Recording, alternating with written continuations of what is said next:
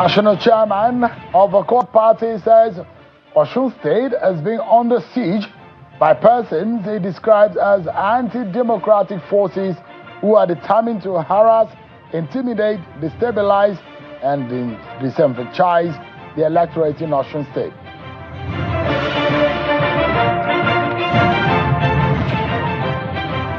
And victims of abduction during the deadly attack on the Woro community of Kwara State have now been received by families and government of Kwara State and getting medical attention.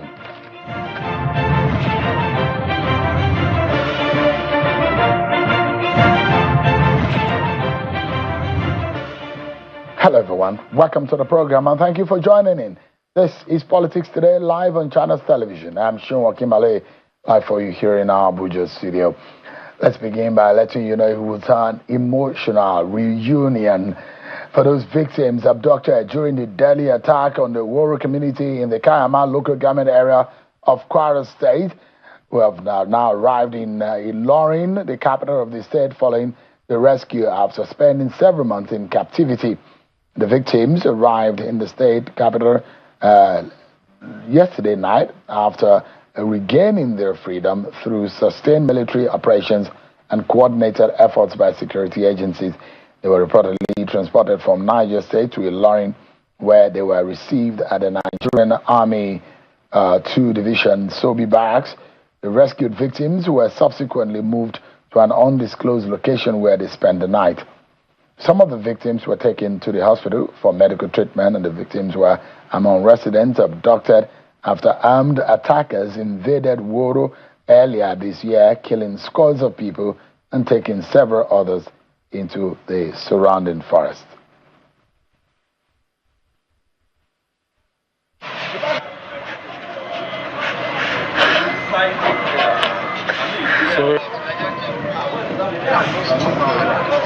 These people from the Woro when the gunmen attacked the community. This is indeed a very sad situation. We've not yet come to terms with it. We're still assessing the situation. As you can see, it's just kids, children and women that are here today. Some of them, we have about 46 of them in the hospital. And it's truly a shame that this has happened. Government will continue to do its best to safeguard the life and property of the citizens within the state. We'll come back to address further, but we just said we should have this interim process because we don't have all the facts yet. The victims are still going through processing, integration, health screening, and all other processes. Today I'm happy to tell you or to introduce to you the people whom, through the combined efforts of the security agencies, we have been able to rescue. Again, I want to use this opportunity to thank and to say thank you to the other security agencies whom have been very helpful in all the efforts we're making. This today is an example of the synergy that exists within security agencies in the country.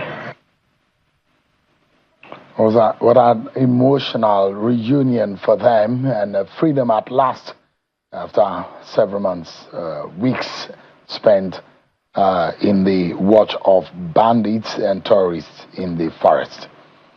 There's so much to talk about. We'll be dwelling more tonight on the situation in Osun State and the explanation by the EFCC, and of course what this means for our democracy. But before we get into all of that tonight, let's serve you with some of your political roundup stories.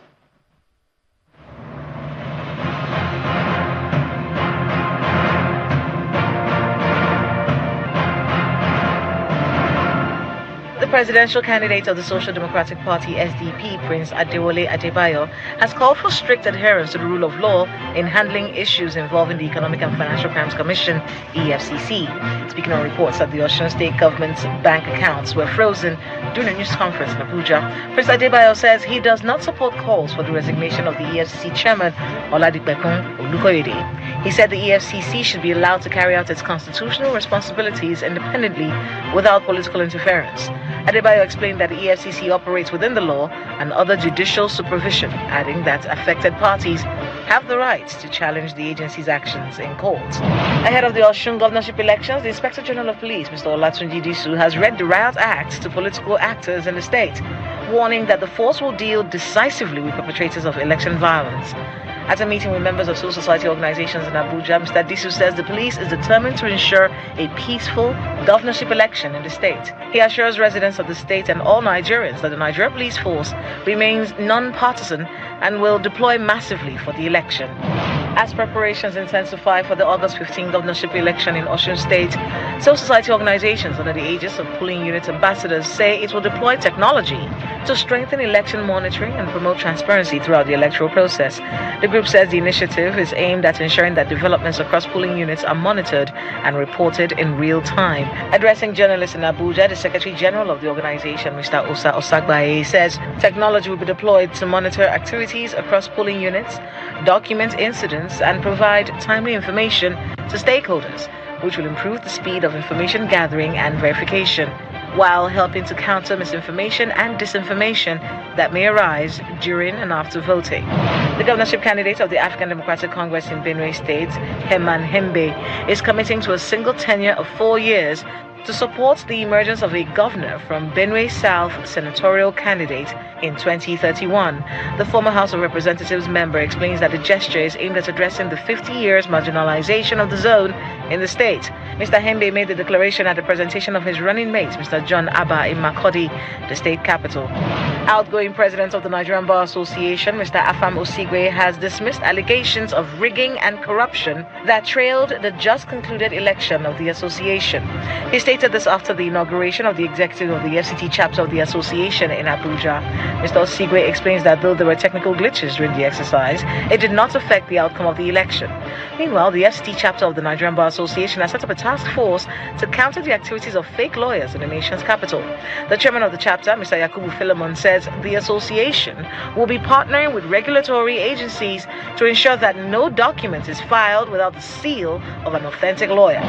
Governor Maimala Buni of Yobe State has sworn in Dr. Mohammed Goje as the secretary to the state government, alongside some permanent secretaries, special advisors, the executive chairman of the State Independent Electoral Commission, and the chairman of the State Rural Electrification Commission. Shortly after taking oath of office, Governor Buni charges the new appointees on competence and productivity, especially in the digital world where technology is at the forefront of governance. He further revealed that the government has come up with a deliberate policy of blending young individuals with competent hands for better service delivery.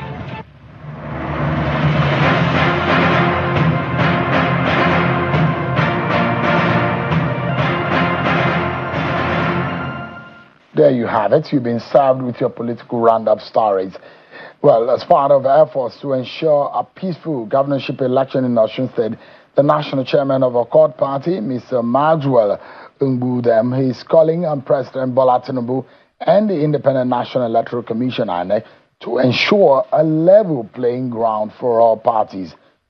At a news conference today in Abuja, the party's national secretariat, at the national secretariat of the party, Mr. Ngudem says the political tension in the state and the actions of the Economic and Financial Crimes Commission, EFCC, is a deliberate attempt to frustrate the administration of Governor Ademola Adeleke. He says Osun State has been under a siege by persons he describes as anti-democratic forces who are determined to harass, intimidate, destabilize, and disenfranchise the electorate in Osun State. Take a listen to Accord Party National Chairman.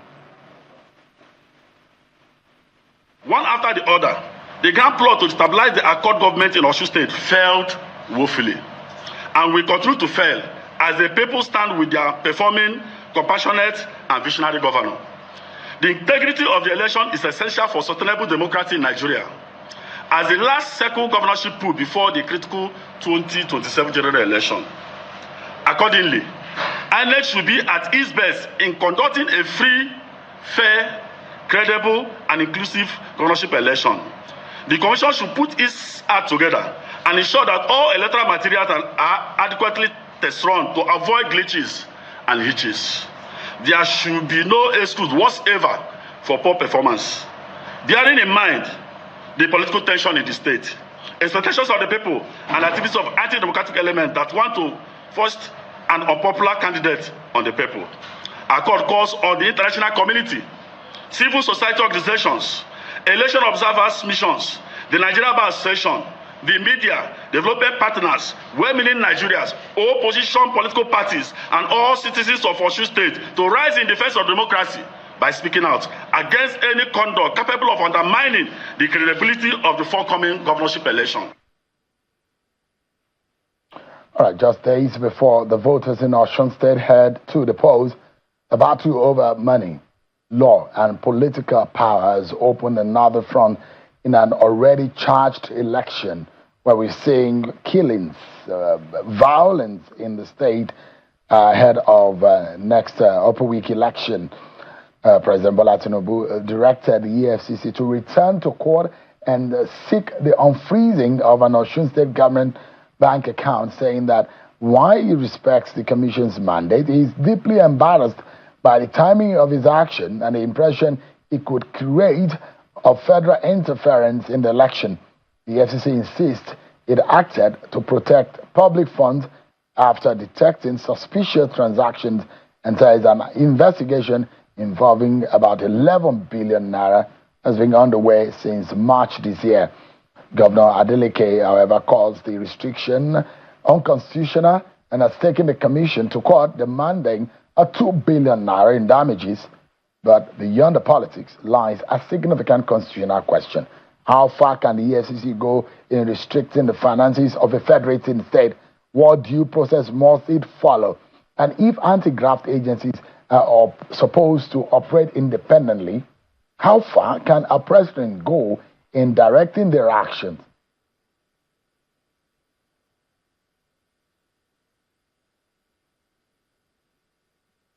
We've been hearing civil society organizations and different opinion molders and interest groups speaking on this matter.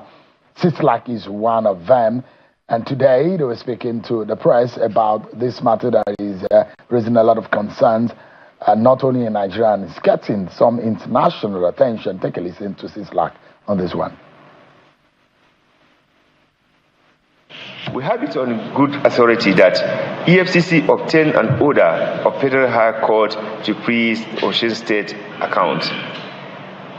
The law empowers EFCC under the laws as in below provision.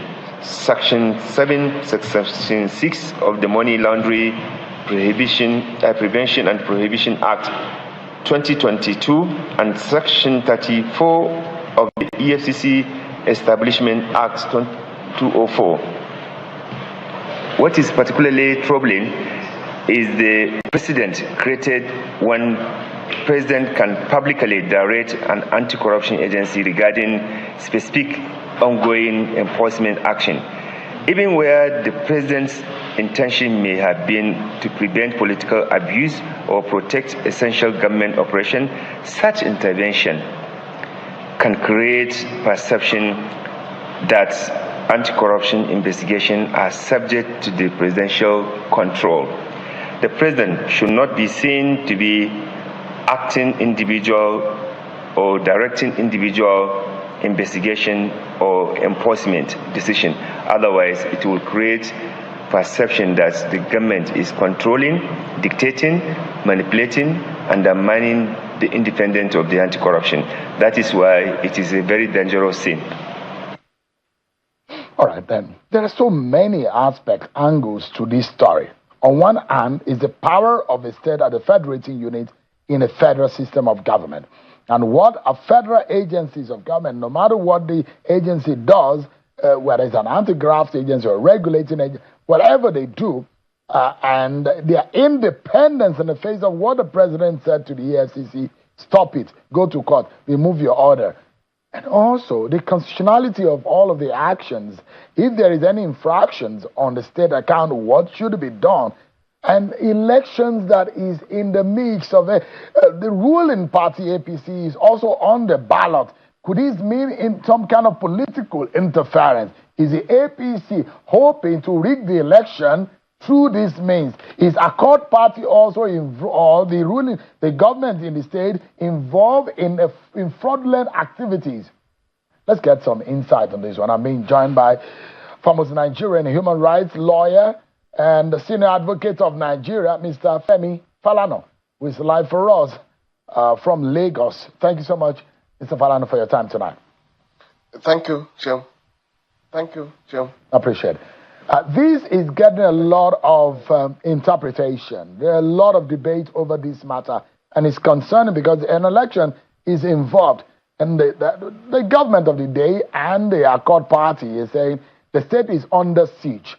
The government, there are those who are asking the question, should the government or the president give a direct order to an agency of government? You can liken to INEC. That means the president can also order INEC to register or not. I mean, there are those who are giving different interpretation to what has happened yesterday. But give us an understanding, Mr. Falana. Under the law, did the EFCC have the right to do what they did, freezing the account of a state government through a court order? The process that EFCC went through, is it legal? Is it constitutional? Well, as far as the law is concerned, Sean, the EFCC has not acted illegally. As a matter of fact, that came out in the statement of the president. That whereas I'm not questioning your mandate and the exercise of your power, however, I'm embarrassed. We'll come to that in a moment.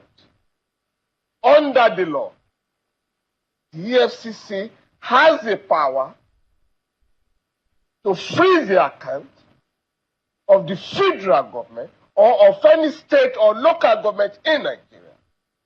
This matter was settled in the case of Attorney General of Benue State and EFCC in 2022, whereas in 2019, the Federal High Court in that state, in Benue State, had ruled that the EFCC lacked the power to freeze the account of the state and awarded 50 million naira damages against the EFCC.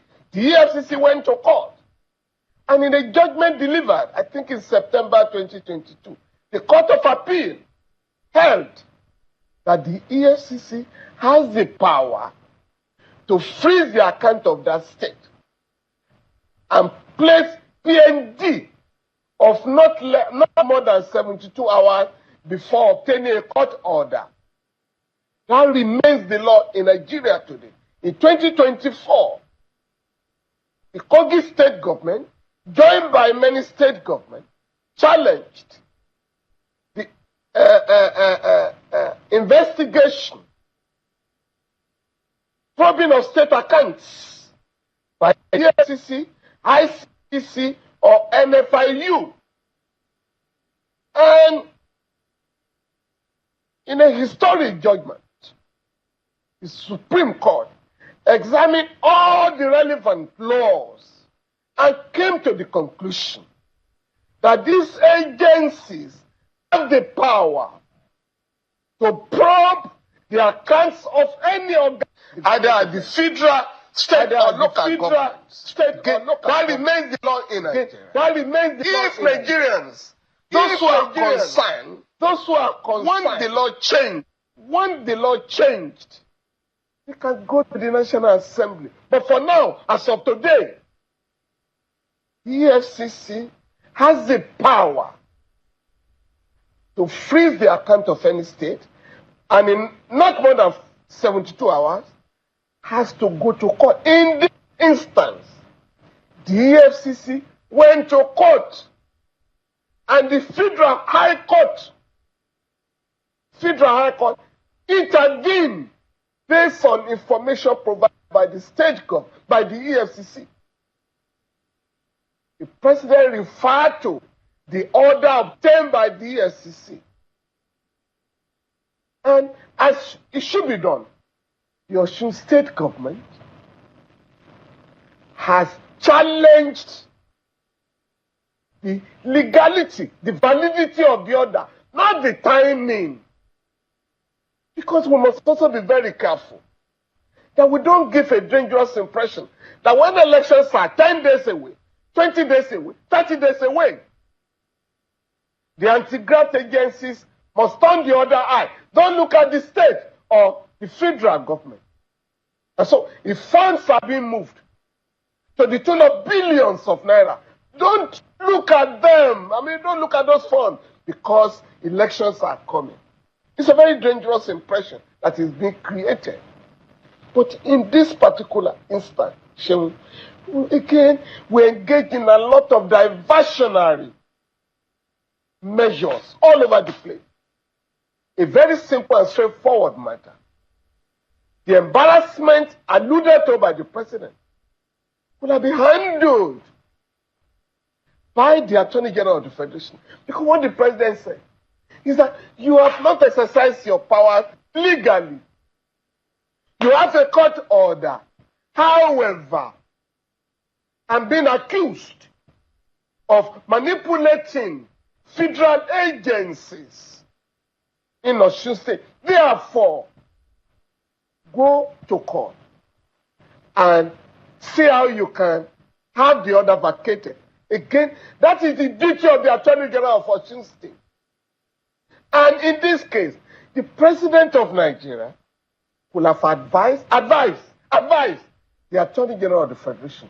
I'm disturbed by the development in Osun State. But please, can you take over the case? And the Attorney General will have exercised his powers under Section 174 of the Constitution of Nigeria by taking over the case. And upon taking over the case, the Attorney General will either announce to the court, my Lord, I've taken over this case, I want to withdraw this case. Or, my Lord, we have had a second look at this case.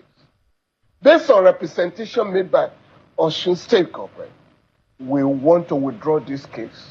Or, since the Osun State government has challenged the order, my Lord, we are conceding that this order should be vacated. But again, the Attorney General will tell the EFCC, what I have done is to vacate the order, but go on and ensure that you monitor and do your work.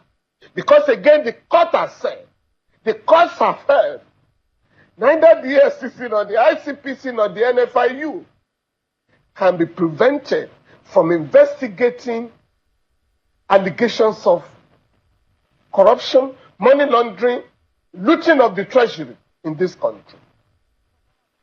So, Falana, if I may jump in quickly, let me, you alluded to the role of President Bola Tinubu, and there are those who have said President Bola Tinubu simply made a political blunder in interfering or ordering the EFCC to stand down and go to court. You have said that instead of President Bola Tinubu, that the Attorney General should have done the role, but would that really solve the interference problem? And I would like to ask you, you argue that instead of directing them directly, the AGF to take over the matter under Section 174 of the Constitution, after which the AGF could have sought to vacate the order or withdraw proceeding.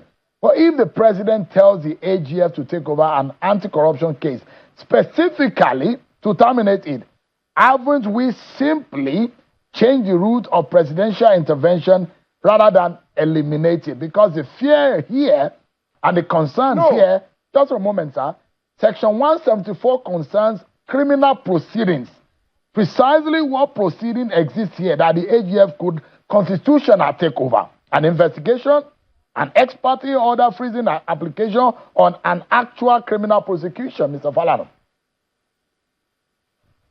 The point I'm making, Seun, is that I'm talking of a general situation where The EFCC is prosecuting the case, and this is the fact. The case of Madam Senator Odua, Stella, was taken over by the Attorney General of the Federation. Even on the order of a court. I mean, I don't know where the court got the order. Now, the point I'm making is this. And this is not the first time. In many instances, the Attorney General of the Federation has intervened either to take a case being prosecuted by the EFCC or the ICPC. And he has the last say, because that's what the Constitution says. And what I'm what I'm saying, is that we must learn. Once you say your country operates under the rule of law, every action of the government, every action of the president, or the FCC chairman, or ICPC chairman, a governor of a state, chairman of a local government, a chairman, must be in accordance with the rule of law. In every action, what does the law say? We are talking of EFCC. Did you observe the provisions of the law? It didn't go beyond 72 hours. The EFCC got a court order. Now, the president wanted to intervene. All I'm saying is that it has to be done legally. And the only legal way, known to the rule of law, is through the office of the Attorney General. Because there's no legal nexus. No legal nexus between the presidency and the office of the chairman of the EFCC. But there is one under Section 174 of the Constitution, whereby the Attorney General can intervene in any case, whether it's a corruption case or not. It is now left for the public to challenge the Attorney General. You have exercised your powers, having regards the circumstances of a case. So, very rare that the power of the Attorney General to file, nolle prosecute, to terminate a case can be challenged. Only the members of the public can do it, not even the president. But the point I've made here, the president can advise. That's why I use the word advise. The president can advise the Attorney General. Another has been obtained by the EFCC. Can you work with the chairman of the EFCC to see what can be done? Because I am embarrassed. People are alleging that I'm using federal agencies to manipulate the election in Osun State. And that is the issue. But for me, the most serious issue, as a human rights person, that is not being addressed by Nigerians, and I've almost shouted myself, is that in the last few weeks, not less than 30 people, human beings, have been killed in Osun State, politically motivated killings.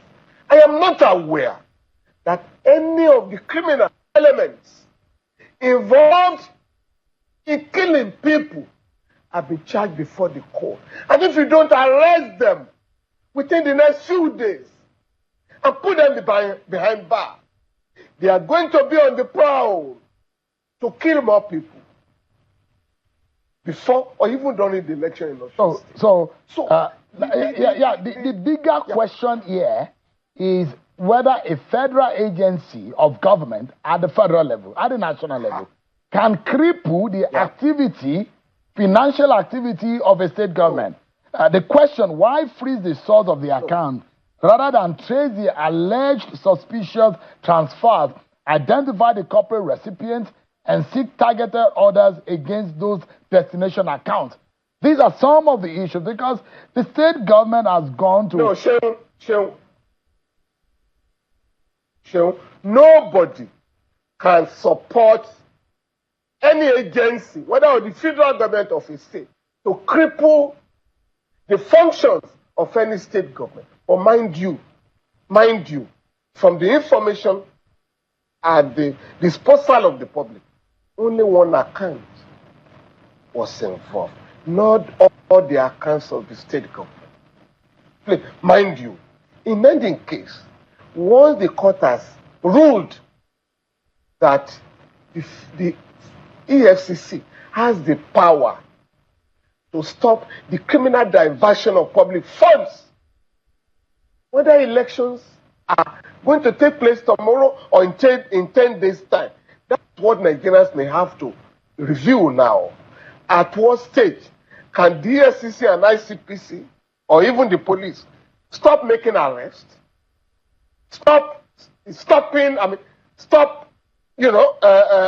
investigating allegations of criminal diversion of public funds? So, and that is what has not been stated. But then nobody can say, go and cripple any state government. No agency of the government has the power to do it. But mind you, Sheung, again, this is where I blame state government. The EFCC, according to the Supreme Court, is not an agency of the federal government. It's an agency of the federation.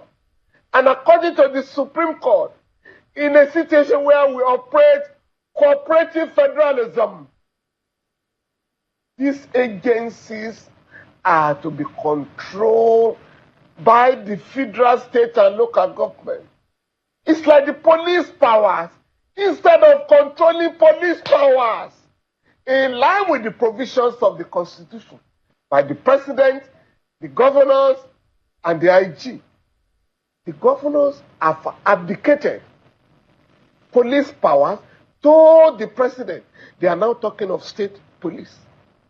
So we must look at the powers of each agency of the government under the Constitution. We must look at the power of every agency of the government created outside the Constitution and find out at all times, have they exceeded their powers? Once you come to the conclusion that the agency has not exceeded its power, if you then want to amend the law to take care of, elections are 10 days away. Once elections are 10 days away, this agency must not investigate allegations of criminal diversion or public fund. Until you do that, it will be difficult to fault the EFCC in this instance. Unless you can show, and I'm happy the Osun State government has gone to court, unless it can be shown at the end of the day that there was no basis whatsoever for EFCC to have approached the court in this instance, then I will join those who are blaming the EFCC for exceeding its power. So, Mr. Falana, the premise of the lawsuit, Mr. Falana, of the Osun State government, if you have seen their pre-action notice, suing and asking for 2 billion naira in damages. And they're arguing that the affected statutory allocation account in question is used to discharge government obligations, and that restricting it could affect salaries and public services. They cited Section 162 of the Constitution that established the framework for distribution of Federation account revenues. Even when there is reasonable suspicion of corruption, Mr. Falana, can a federal investigative agency effectively immobilize the finances of a federating unit? Or must enforcement be narrowly tailored to the particular transaction and beneficiaries under suspicion? Sure. That's a big question from the point of view of the state, and which needs to be answered so that the EFCC is not seen as an instrument of political witch hunt and bias. So, these arguments were adduced in the case of Attorney General of Kogi State and many others, and the Attorney General of the Federation. All these arguments, in fact, the totality of the argument of state government was pursuant to Section 162. Money already distributed. No agency of the federal government can interfere in the management of it. The Supreme Court reviewed several cases. And if you must know, Sheung, when the ICPC was established in the year 2000, state government challenged its legality. And you have no business to arrest anybody in our state. You have no business to interfere or probe money we have received from Abuja. Supreme Court said no. That was in the year 2002 when the case was decided. In this case, the Supreme Court in 2024 reviewed all the cases and rejected all the arguments of the state government. And for me, Sheung, if you are saying the order obtained by EFCC is likely to cripple any activity or the activities of the government. You rush to court. And that is why it was an interim order. The court will never give a permanent order in such a circumstance. Serve the state government. Let the state government come and show to the court why this order will be retained, why the order will not be quashed. And that is what is done in line with the rule of law. So, happily, Osun State government has gone to court, asking for damages of 2 billion naira.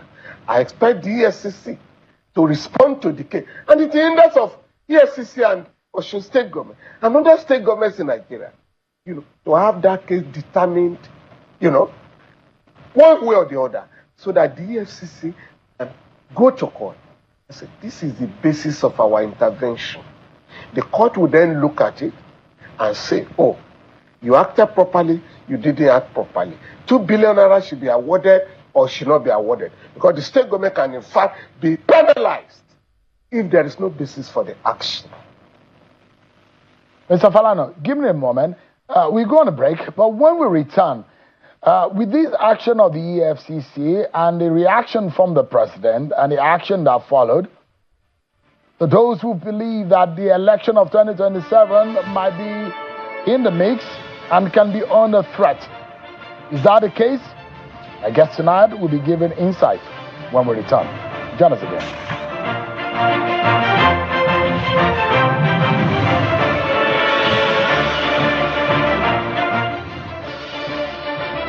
My name is Austin Azoko Kocha, but you all call me JJ. That's because I was so unstoppable, they named me twice. Those days, there were times when it was difficult for me to perform. But you know what? I never stayed down. I remained unstoppable. No one could stop me, not even malaria when mosquito bites. Now you too can be unstoppable if you use Lonart against malaria. Now available in a new design. Same Lonart, same unstoppable dew. For years, we believed that world class meant far away. In healthcare, precision is everything. But the distance between you and exceptional care has just disappeared. We don't just practice medicine, we are driven by high standards. At Duchess International Hospital, we've brought the world's most advanced technology and global expertise right to the heart of Lagos, where cutting-edge technology meets the warmth of Nigerian hospitality. Recover in our warm, hospitable wards and dedicated physio units designed for your comfort and recovery. For VIP patients, our exclusive Royal Suites offer comfort and privacy. From complex cardiac procedures to premium wellness checks. No visas, no long flights, just family by your side. Exceptional healthcare isn't only across the ocean anymore. It's here. Duchess International Hospital. World-class care here at home.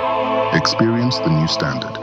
This is a defining moment for policing in Nigeria. The Presidential Working Group on the National Policing Bill is inviting memoranda and position papers to help shape a modern policing framework that reflects our constitution and meets the needs of every Nigerian.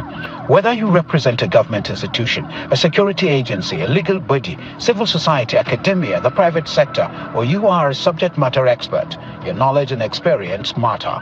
Submit your evidence-based recommendations through the official portal at nationalpolicingbill.com. All submissions must be in PDF format and received on or before 13 August 2026 at 5 p.m. West African time. Submissions sent through any other channel will not be accepted. Help shape a national policing bill that strengthens security, accountability, and justice for all. For inquiries and further information, visit nationalpolicingbill.com. National Policing Bill, your voice, Nigeria's future. From every walk of life, one destination calls. Michelle Hotel Exclusive. Home is peace. Home is safety. True wealth is not what you spend. It is what you leave behind. Luxury is intentional. And this place was designed with purpose. If home doesn't make you happy, you got the wrong one. Better place to live, play, and relax. Different journeys, one destination, home. Excuse me, ma. This is your 100% human hair. Babes, are you sure you want to spend this much on hair? Didn't your landlord just increase rent? I saved for this one separately on money points. Ma, you say you save on money points? Yes. This madam money points here, the array of Yadrea is target savings money points I used to have it. The rest of this my sub is feed savings money points I used to do it. The salary of this my staff is save as you transact. Jennifer, money point save as you transact. Money point fixed savings and money point target savings. Madam, why did German won't contribute to it? Why should they? Come on, you go give your money to Hadaku to save. You see money point accounts there. You don't go open a savings account. Now Hadaku you should. I beg everybody inside this my saloon. Oh yeah, bring out your phone and download the money point app now. Even you. What are you waiting for? Download the money point banking app now and start saving the bank you can trust. Money Point, made for your progress. In today's economy, no organization wins alone. Competitive advantage lives across networks, partners, and ecosystem. Yet many leaders struggle with partner alignments, governance challenges, and lost value across alliances. The leaders who win master ecosystem strategy and alliance leadership. Join TechSem's winning in the age of ecosystem on the 24th to 27th of August 2026 at Delta by Marriott, York, UK. Learn from Professor Vin van Haverbeek, Professor Nick Cheeseman, and John Peters how to orchestrate powerful partnerships that unlock new growth. Fee is 9.5 million naira. For more information, contact the number on your screen or send a mail to the email on your screen. Malaria? Again? I'm beginning to think this malaria is spiritual. Madam Landlady, there is nothing spiritual about this. It is obvious you've not taken the right medication. Luta contains artemether and lumefantrine, and it's used to treat malaria. Hey, Oga Luta, thank you for your intervention the other day. I feel very okay now. Luta is another quality product from Hovid and marketed by Pharmatex Nigeria Limited. With Luta, malaria is in big trouble.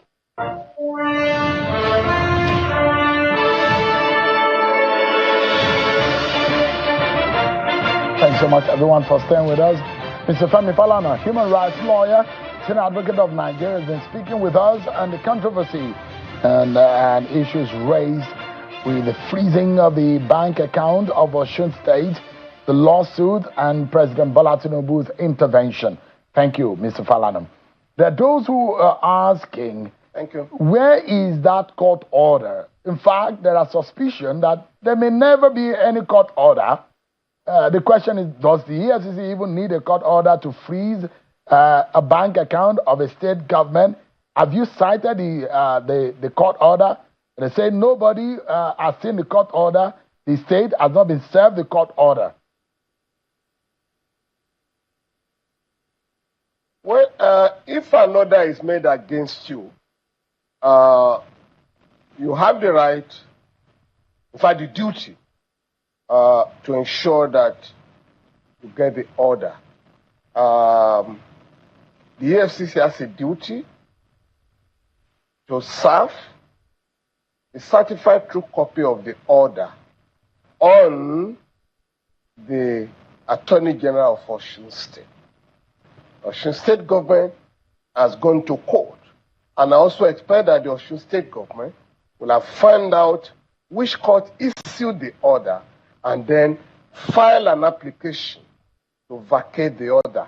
But with the advice of the president or the directive of the president, I expect that by now the EFCC is likely to have applied to the court to have the order vacated. So that's my understanding. Osun State is demanding for the court belief to serve. The court belief ought to have served the processes on the Osun State government. But if they have not been served, and having regard to the public nature of this matter, the Attorney General of Osun State, I'm sure, will also have taken steps to obtain the processes. Do you agree, for those who are criticizing, to say the advisor or whoever advised President Tinubu to intervene goofed, and this was a political error?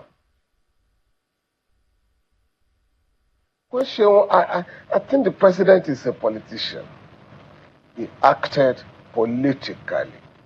I'm a lawyer, and I'm speaking legally. You know that word. I would have preferred the president ought to have, advised the Attorney General to do the needful in the circumstance, and with regard to the embarrassment complained by the president. So that, and I think lessons are being drawn and learned on our side. And so, we must perhaps look at what is going on in the United States of America. Every action of President Trump is challenged. Even today, the Court of Appeal has just ruled that he has no business to modify the White House to suit his own, prejudices. President Trump. Without the intervention of the courts in America, President Trump will have turned our country into a banana republic. And what we are saying here is that the president, the EFCC, the Office of the Attorney General, and all agencies and public officers in Nigeria must endeavor that all their actions are in strict compliance with the rule of law. Particularly the reason, Mr. Falana, the reason why, and Mr. Falana, political actions in governance have implications, optical implication, for sure, inferences that could be made, and the politics of Baba Sokpe. Even what the president did not say, they will say the president has said it because they know there is a precedent. And there are establishments, agencies of government, organizations that operate at the federal level that should act as independent. And those who say, yes, good intention to not to subject or to turn a state into a banana republic or raise more violence in the state, the president intent is well appreciated. But the handling is ill-advised. And those who will say, look, there are other agencies who should be acting independently, who now a lot of people will be sounding suspicion, and even in the international community will say, not every action taken by the EFCC now will be seen from the optics of politics. And why did the EFCC wait until 10 days before election for an investigation that they said started in March? What were they looking at? Why did they wait this long? If they are claiming that between 2nd of August and 2 days ago, the movement of money in that particular account became suspicious, they rushed to court. The court intervened. The ball is now in the court of Osun State Government to come to court. My Lord, we withdrew these funds because there were emergencies. We're fixing a road. We need to pay contractors. And we didn't withdraw the money for elections because you are not the INEC conducting the election.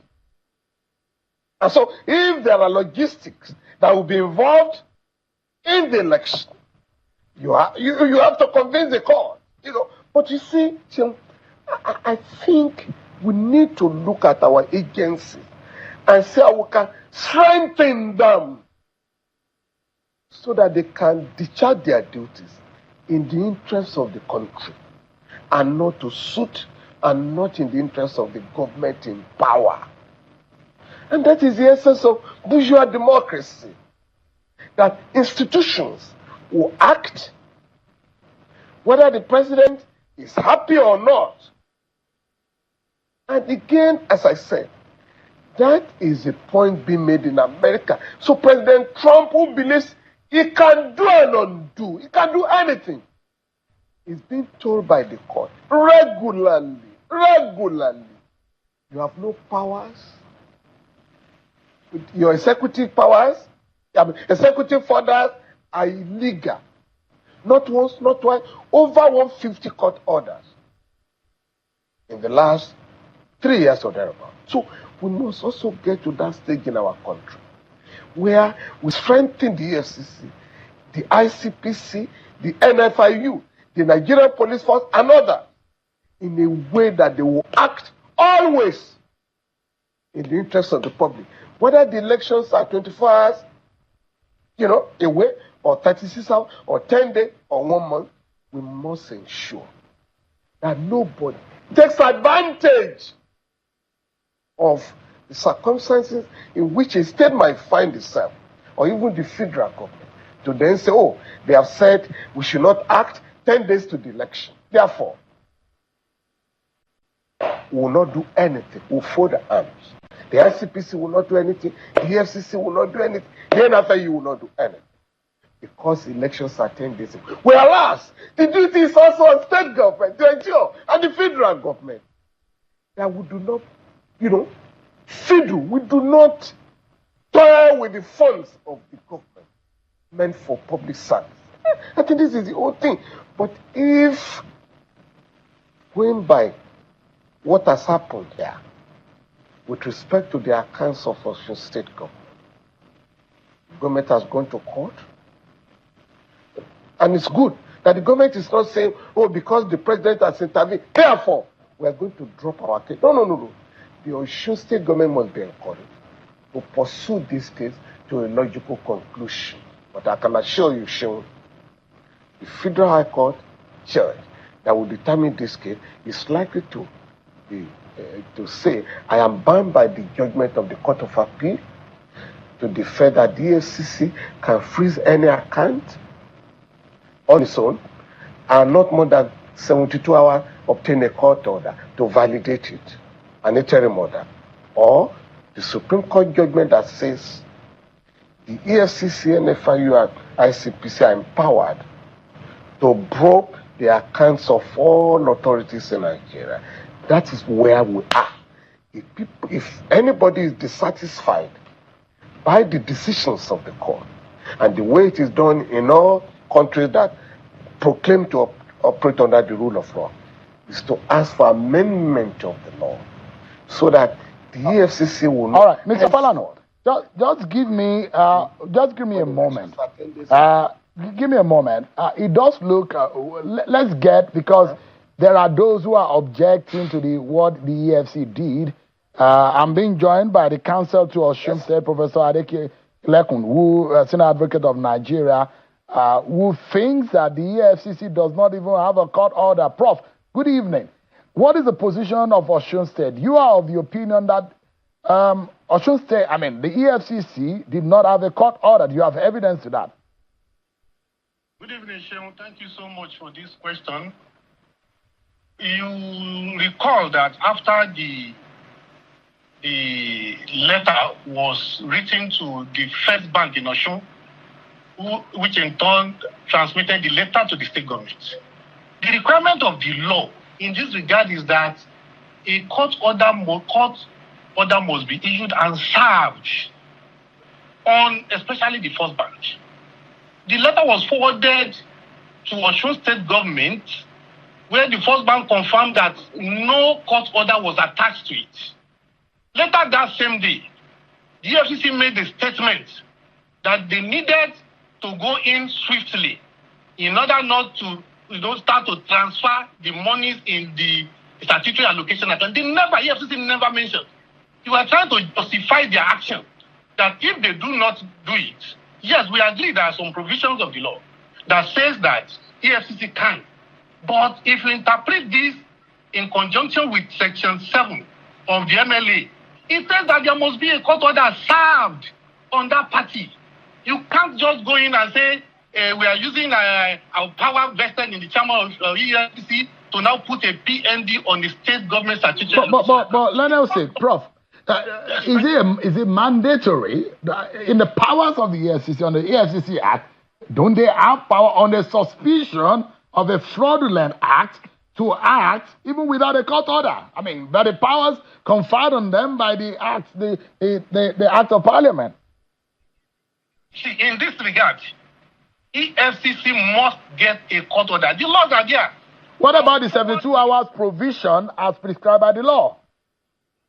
Now, that 72 hours provision, if you read the provision I'm talking about, the Section 7 of the Money Laundering Act, it stipulates that court order must be served.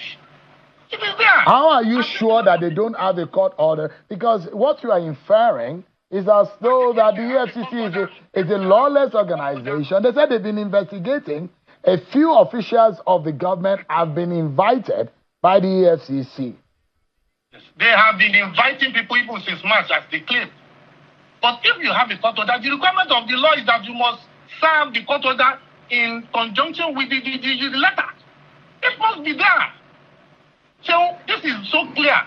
You can't do an act of this magnitude and just say you are transmitting a letter to put a PMD on a state government account. Then you know that it is the only account, the only money that is being transferred to that account is from the federation account. But let us see. If you look at this matter, should the state look on, and when I'm saying the state, I'm not talking about the state government, an anti-graft agency in the realm of and the ilk of EFCC look on why a state resources is being plundered. And in the last few hours, the EFCC said they've been monitoring the account and the swiftness of the money that is running out of the account. They cannot look on and have it being looted like that. That they are suspicious action of that. I mean, would you rather prefer that the looting allegedly continue than the government or the agency stop it? There is no looting in Osun at all.